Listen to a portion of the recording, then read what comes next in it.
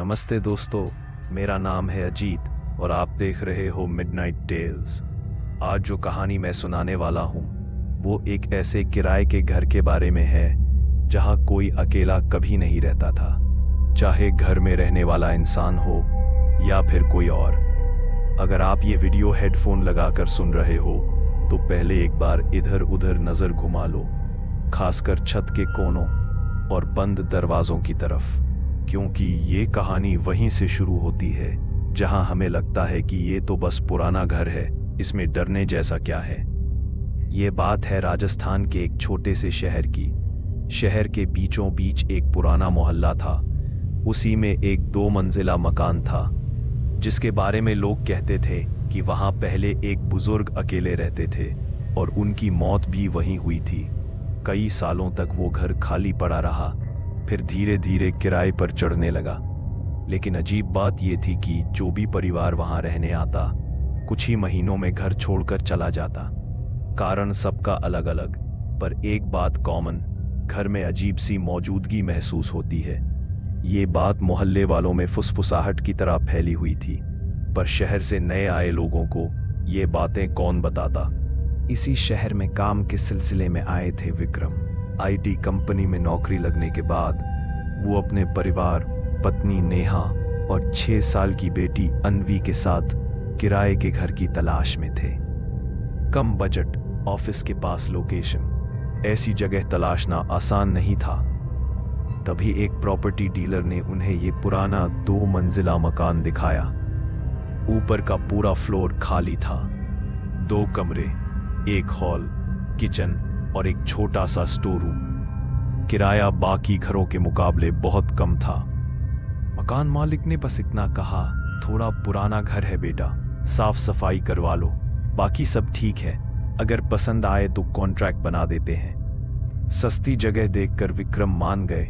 नेहा को भी घर ठीक ही लगा, बस थोड़ी सी सीलन और पुरानेपन की गंध थी। शिफ्टिंग के अगले दिन से ही नेहा को थोड़ी थोड़ी अजीब चीजें महसूस होने लगी, जैसे रसोई में बर्तन वाली अलमारी अपने आप खट से हल्की सी खुल जाना, कमरे के पंखे के नीचे ठंडी हवा का अचानक से तेज हो जाना जबकि खिड़की बंद हो, और सबसे ज्यादा स्टोर रूम का दरवाजा जो अक्सर खुद ब खुद थोड़ा सा खुला मिल जाता, जबकि नेहा उसे हर बार अंदर से क्लिक होने तक बंद करती थी। शुरू में उसने सोचा पुराना घर है, लकड़ी फूल सिकुड़ जाती होगी, हवा से हल्की सी मूवमेंट हो जाती होगी। लेकिन बात यही नहीं रुकी। एक शाम विक्रम ऑफिस गए हुए थे, नेहा किचन में खाना बना रही थी और अन्वी हॉल में कार्टून देख रही थी। अचानक हॉल से अन्वी की हंसी की आवाज आई, ऐसी हंसी जैसी बच्चे किसी दोस्त के साथ खेलते हुए हंसते हैं। नेहा को अच्छा लगा, उसने सोचा शायद टीवी पर कुछ फनी सीन चल रहा होगा। लेकिन थोड़ी देर बाद अन्वी की आवाज आई, मम्मा आप भी आओ ना, दीदी कितनी फनी है। नेहा ने चौंक कर चाकू रख दिया। कौन सी दीदी? वो जल्दी से हाथ पोंछकर हॉल में आई। हॉल में अन्वी अकेली थी। टीवी पर कार्टून चल रहा था, पर वो टीवी की तरफ नहीं, कोने में रखी पुरानी लकड़ी की कुर्सी की तरफ देखकर हंस रही थी। नेहा ने हल्की सी घबराहट के साथ पूछा, किससे बात कर रही थी बेटा? अन्वी ने मासूमियत से कहा, वहीं दीदी से जो कह रही थी कि वो भी पहले यहीं रहती थी। तुम नहीं देख पा रही क्या मम्मा? वो मुझसे कह रही थी, मम्मा को मत बताना। ये सुनते ही नेहा के हाथ पांव ठंडे पड़ गए। उसने फौरन टीवी की आवाज म्यूट की। पूरे घर में सन्नाटा हो गया। उसने ध्यान से सुना, कहीं कोई और आवाज तो नहीं रहे। कोई नहीं, सिर्फ अन्वी की सांसों और टीवी की हल्की सी आवाज की भनक। उसने तुरंत मजाक में बात घुमाई, अच्छा, इमेजिनरी फ्रेंड है तुम्हारा, चलो कार्टून देखो, मुझे खाना बनाना है। लेकिन दिल की धड़कन तेज हो चुकी थी। उस रात जब विक्रम घर लौटा तो नेहा ने बात छेड़ी, ये घर थोड़ा अजीब नहीं लगता तुम्हें? विक्रम ने थकान में हंसते हुए कहा, पुराने घर है, आवाजें तो आएंगी ही, बीम की, लकड़ी की, इन सब में भूत ढूंढोगी तो हम कहीं रह ही नहीं पाएंगे। नेहा ने अन्वी वाली बात भी बताई। विक्रम ने कहा, बच्चे तो इमेजिन करते ही हैं, इमेजिनरी दोस्त बनाते हैं। तू इतना दिमाग मत लगा, और वैसे भी अगर कुछ होता तो मकान मालिक पहले ही बता देता। नेहा चुप हो गई, पर उसका मन नहीं मान रहा था। अगले 2-3 दिन तक सब नॉर्मल रहा। नेहा ने खुद को समझा लिया कि शायद वो ज्यादा सोच रही थी, लेकिन चौथे दिन कुछ ऐसा हुआ कि फिर वापस नॉर्मल होना मुश्किल हो गया। उस दिन शाम के समय तेज आंधी तूफान आया, आसमान काला हो गया, बिजली चली गई, घर में सिर्फ इमरजेंसी लाइट जल रही थी। विक्रम ऑफिस में ही फंस गया था और अभी आने में देर थी। नेहा और अनवी ऊपर वाले फ्लोर के हॉल में बैठे थे। हवा इतनी तेज थी कि खिड़कियां धड़-धड़ आवाज कर रही थी। नेहा ने सोचा नीचे वाले मकान मालिक के यहां जाकर थोड़ी देर बैठ आए। उसने अनवी से कहा नीचे चले। अनवी ने मना कर दिया, नहीं मम्मा, मैं यहीं दीदी के साथ खेलूंगी। नेहा ने गुस्से से पूछा, कौन सी दीदी? अभी नीचे चलो। अनवी बोली, वही स्टोर रूम वाली दीदी। वो कह रही है कि लाइट जाने पर ही मजा आता है। तुम चलो नीच, मैं यहीं खेलूंगी उसके साथ। नेहा का खून सूख गया।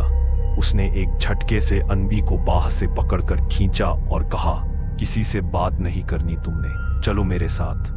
अनवी ने नाराज होकर कहा, मम्मा आप झूठ बोलती हो।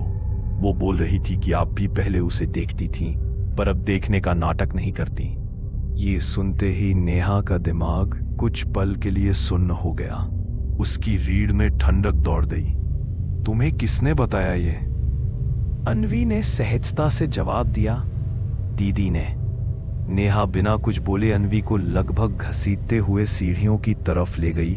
तभी पीछे से बहुत हल्की लेकिन साफ आवाज आई, जैसे किसी लड़की ने धीमे से खिसियाई हुई मुस्कान के साथ कहा हो, जा अभी जाने दे, रात को खुद ही आ जाएगी। नेहा के पैरों में सन्नाटा जम गया। उसने पलटकर देखने की हिम्मत नहीं की।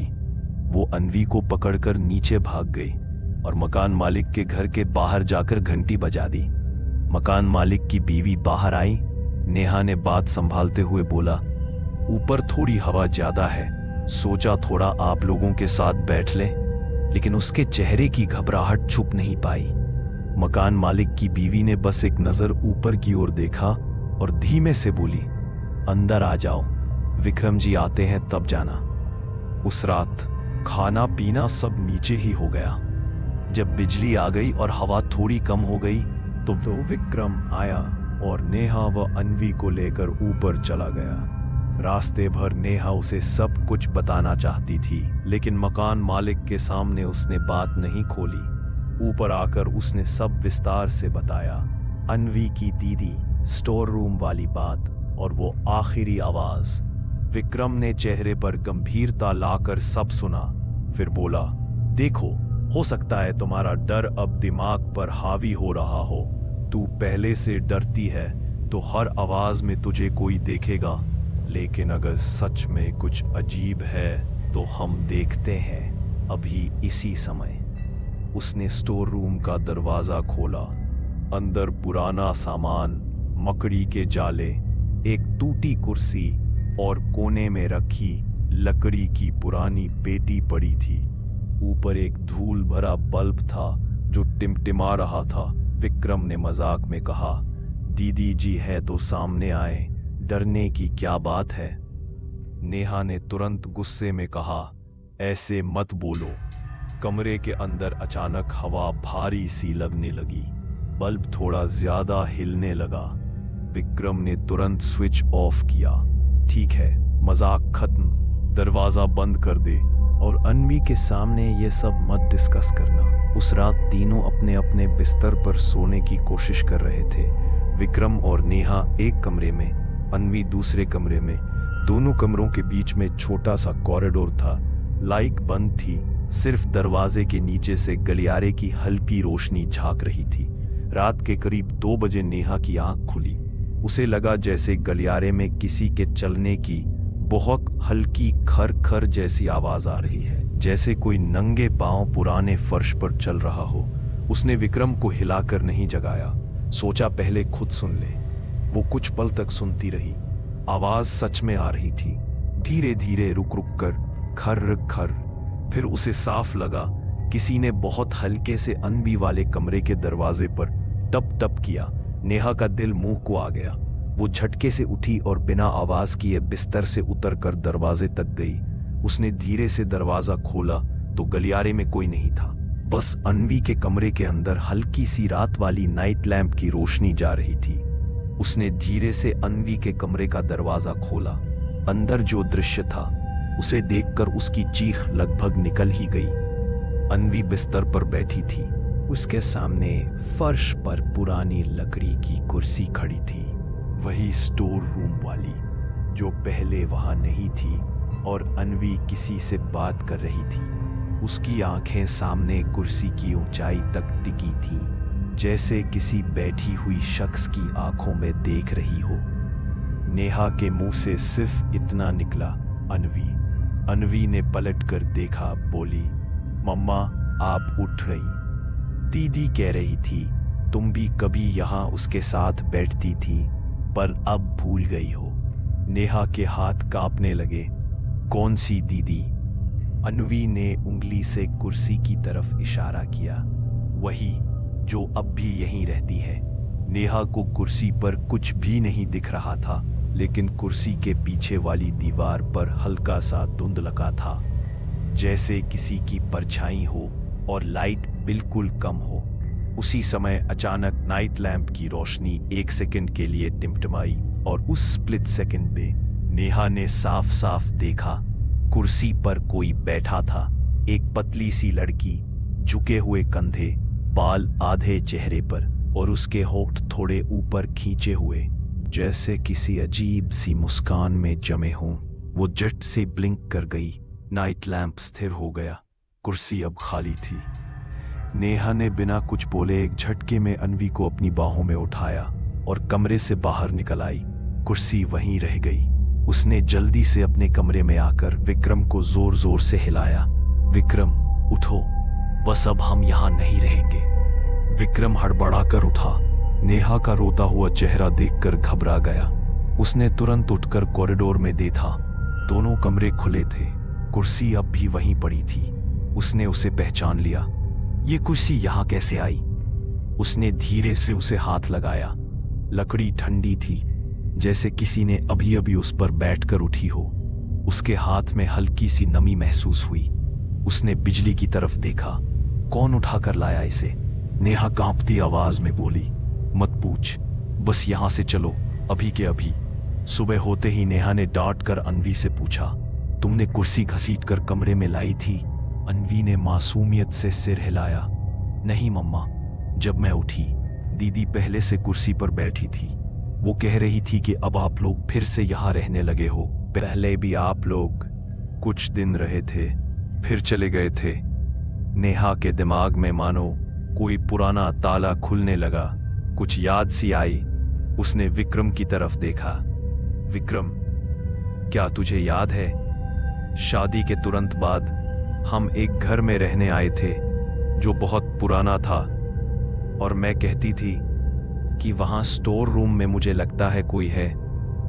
तूने कहा था दुनिया भर में भूत तो सिर्फ मुझे ही दिखते हैं। हम सिर्फ 2-3 महीने में ही घर छोड़कर चले गए थे। क्या ये वही घर तो नहीं? विक्रम चौंक गया। उसने ध्यान से घर का नक्शा याद करने की कोशिश की। पुराना मकान, ऊपर फ्लोर, स्टोर रूम, बीच में छोटा हॉल, सब कुछ इतना मिलता जुलता था कि उसका मुंह सूख गया। सुन, तब इस बात को हमने इश्यू नहीं माना था। तू कहती थी सामान अपने आप खिसकता है। मुझे लगता था तू डरती है। हम घर बदल गए, लेकिन अगर ये वही घर है जो रेनोवेट करके दोबारा किराए पर दिया जा रहा है, तो दोनों के बीच सन्नाटा भर गया। तभी नीचे से मकान मालिक की आवाज आई, विक्रम जी, ऊपर सब ठीक है ना? नेहा और विक्रम ने एक दूसरे की तरफ देखा, जैसे कोई भूत उनकी आंखों में घूम रहा हो। विक्रम नीचे गया, मकान मालिक से नॉर्मल बातें की, लेकिन जाते जाते उसने कैजुअली पूछा, आपने कहा था पहले भी कोई रहा है यहाँ? किस तरह के लोग थे? मकान मालिक ने कुछ पल चुप रहकर कहा, बहुत साल पहले एक जवान कपल रहा था। उनकी एक छोटी सी बेटी थी, लेकिन शादी के कुछ साल बाद ही औरत की अचानक तबीयत बिगड़ गई। यहाँ छत पर स्टोर रूम के पास बेहोश मिली, होश में नहीं आई। कहते हैं उसे अक्सर लगता था कोई उससे बात करता है। उसके जाने के बाद से घर में सबको वही एहसास होता है, पर मैं लोगों को डराने भी तो नहीं बैठ सकता ना। तो जो रहना चाहे रहे, जो डर जाए चला जाए। विक्रम के हाथ पैर ढीले पड़ने लगे। उसने धीरे से पूछा, उनकी बेटी? मकान मालिक ने कंधे उचकाए। उसे उसके नाना नानी शहर ले गए। सुना है अब बड़ी हो गई होगी। शायद उसे कुछ याद ना हो, बच्ची थी तब। विक्रम कुछ पल के लिए स्तब्ध हो गया। उसके दिमाग में तेजी से कैलकुलेशन चलने लगी। शादी के बाद 2-3 महीनों के लिए हमने एक घर लिया था। तू प्रेग्नेंट थी। अचानक तेरी तबीयत बिगड़ी। हम अस्पताल गए, फिर तुम्हें रेस्ट के लिए तुम्हारे मायके भेज दिया। उस घर को हमने बीच में ही छोड़ दिया। क्या ये वही घर और वही स्टोर रूम और ये वही? उस रात जब तक घर खाली करने की तैयारी होती, विक्रम, नेहा और अनवी ने तय किया कि सब एक ही कमरे में साथ सोएंगे। दरवाजा अंदर से बंद, लाइट आधी जलती हुई। स्टोर रूम की चाबी उन्होंने नीचे मकान मालिक को दे दी थी। स्टोर रूम बाहर से ताला बंद था। कुर्सी उन्होंने कॉरिडोर के कोने में उल्टी करके फेंक दी थी, ताकि किसी दीदी को उस पर बैठने की जगह ही न मिले। रात के लगभग 1:30 बजे तीनों की नींद जाग में खिंची हुई हालत थी। तभी अचानक कॉरिडोर से बहुत हल्की सी आवाज आई, धड़, जैसे कोई उल्टी पड़ी कुर्सी किसी ने सीधी कर दी हो। नेहा ने विक्रम का हाथ मजबूती से पकड़ लिया। अनवी दोनों के बीच में थी। उसका चेहरा नेहा के सीने से लगा हुआ था। उसकी धीमी धीमी सांसें नेहा को महसूस हो रही थी। कमरे की लाइट एक सेकंड के लिए धीमी हुई, फिर वापस नॉर्मल, और अगले ही पल उनके कमरे के दरवाजे के बाहर से एक बहुत हल्की पर साफ स्त्री स्वर की आवाज आई, डरो मत, मैं अपनी जगह वापस ले लूंगी। तुम लोग तो वैसे भी कल चले जाओगे। विक्रम ने हिम्मत करके धीरे से दरवाजे के पास जाकर कान लगाया। बाहर कोई नहीं था, लेकिन दरवाजे की निचली दरार से उसे बहुत ठंडी हवा अंदर आती महसूस हो रही थी, जैसे किसी ठंडे कमरे का धुआं अंदर घुस रहा हो। उसने कांपते हाथों से दरवाजे पर हाथ रखा। लकड़ी बर्फ जैसी ठंडी थी। अचानक उसे ऐसा महसूस हुआ जैसे दूसरी तरफ भी किसी ने अपना हाथ दरवाजे पर रख दिया हो। 2 हथेलियों के बीच सिर्फ एक पतली लकड़ी। उसके कान के पास बहुत धीरे से फुसफुसाहट हुई, जब तू पहली बार आया था तो मुझे दिखता नहीं था, अब मैं तेरी बेटी के साथ खेल लेती हूँ, क्यों रोकता है उसे? विक्रम की रीढ़ में सिहरन दौड़ गई। उसने बिना सोचे दरवाजे से हाथ हटाया, तुरंत पीछे हटते हुए कहा, अगर कुछ है तो भगवान के लिए हमें छोड़ दे, हम जा रहे हैं यहाँ से। हमने अगर पहले कभी तुम्हें अकेला छोड़ा तो भी अब तुम्हारे घर में रहने नहीं आएंगे, बस हमें जाने दे। कुछ पल तक सन्नाटा रहा, फिर अचानक वो ठंडी हवा, वो एहसास धीरे धीरे कम होने लगा।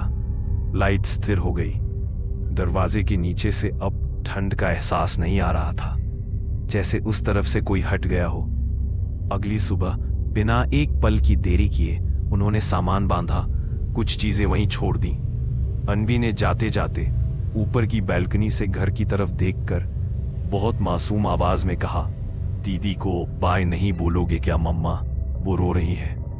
नेहा की आंखों में आंसू आ गए। उसने अनवी की आंखों में झांक कर सिर्फ इतना कहा, उसे बोल दो कि हम फिर कभी नहीं आएंगे, और वो भी किसी को बुलाए नहीं।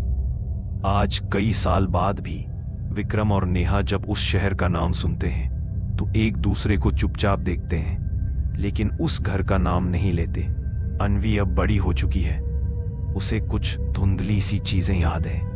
एक घर जहां एक दीदी मेरे साथ खेलती थी, जिसे सिर्फ मैं देख पाती थी, बाकी सब जैसे धुंध में खो गया। मोहल्ले के लोग कहते हैं उस 2 मंजिला मकान की ऊपर वाली मंजिल आज भी अक्सर खाली रहती है। जो भी आता है कुछ महीनों में घर बदल देता है। कभी किसी के रसोई से चीजें अपने आप गिरती हैं, कभी किसी के बच्चे रात रात भर हंसते रोते रहते हैं, और बीच वाले कॉरिडोर के कोने में रखी वो पुरानी लकड़ी की कुर्सी, चाहे कोई उसे कहीं भी रख दे, कुछ दिनों बाद फिर वहीं आ जाती है, बिल्कुल वहीं जहां से सब शुरू हुआ था। तो दोस्तों, ये थी आज की डरावनी कहानी। अगर इसे सुनते सुनते आपको भी लगा हो कि आपके घर का कोई पुराना कमरा, स्टोर या बंद पड़ा कोना जैसे आपको देख रहा है, या बचपन में आपका भी कोई ऐसा दोस्त था जिसे सिर्फ आप ही देख पाते थे, तो कमेंट में जरूर लिखना। अगर कहानी ने सच में आपके रोंगटे खड़े कर दिए हो तो वीडियो को लाइक और शेयर करना मत भूलना। मिडनाइट टेल्स को सब्सक्राइब करके बेल आइकन दबा देना, ताकि अगली बार जब कोई और सच्ची डरावनी कहानी आपके कमरे की खामोशी में दस्तक दे तो सबसे पहले आपके हेडफोन में उसकी आवाज गूंजे। तब तक के लिए रात में सोने से पहले एक बार अपने कमरे की कुर्सी को ध्यान से देख लेना, कहीं वो खाली तो है ना, या उस पर कोई पहले से बैठा तो नहीं।